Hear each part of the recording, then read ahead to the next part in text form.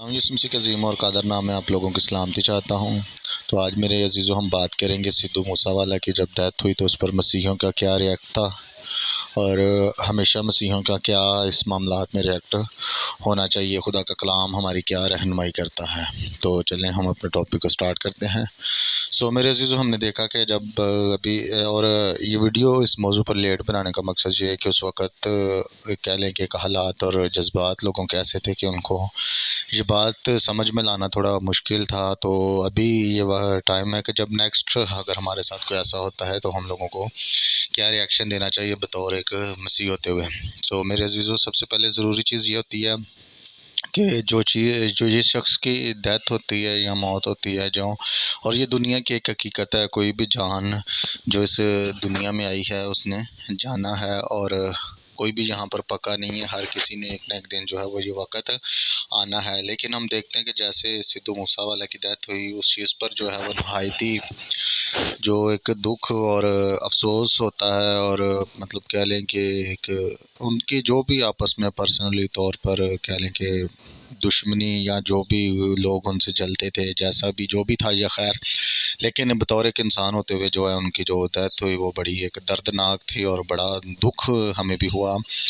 وہ ایک پنجابی گلوکار تھے اور وہ کہہ لیں کہ سکھ ازم سے بلانگ کرتے تھے، جو کہ بابا گرو نانک کو جو ہے وہ مانتے ہیں۔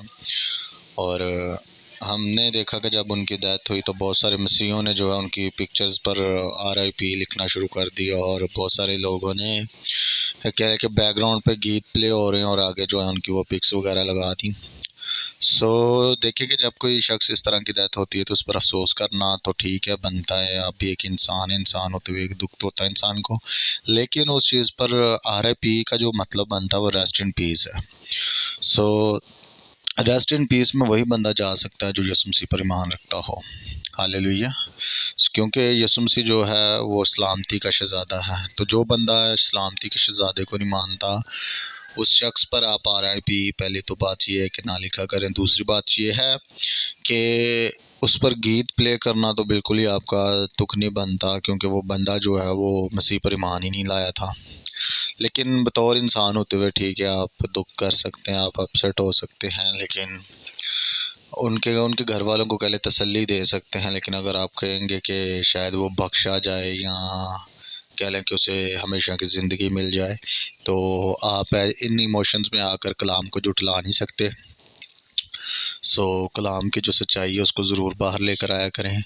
ابھی بھی ہمارے مسیح جو ہیں بہت ساری ایکٹیویٹیز ایسی کرتے ہیں، جیسے کہ ابھی سیاست میں کبھی بھی نہ پڑیں، کبھی بھی ان چیزوں میں انوالو نہ ہوں۔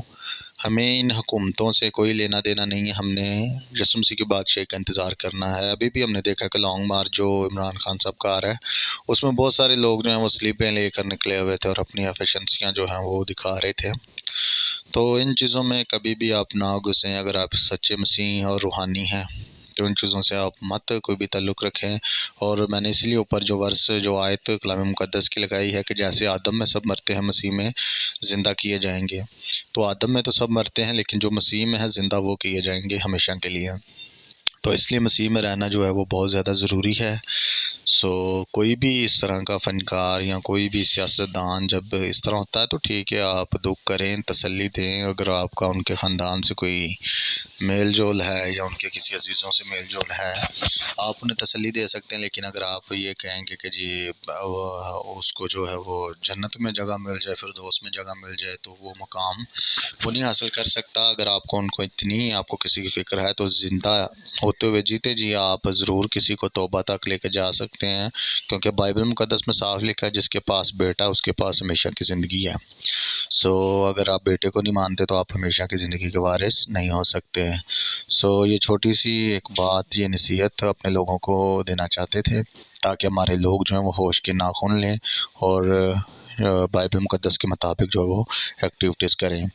اگر آپ چینل پر نئے ہیں تو چینل کو لازماً سبسکرائب کیجیے گا۔ آپ کا کوئی بھی سوال ہو تو کمنٹ باکس میں جا کر لازماً سوال کریں، آپ کے اس سوال پر بڑی ڈیٹیل اینڈ ویڈیو بنائی جائے گی۔ خداوند آپ سب کو برکت دے۔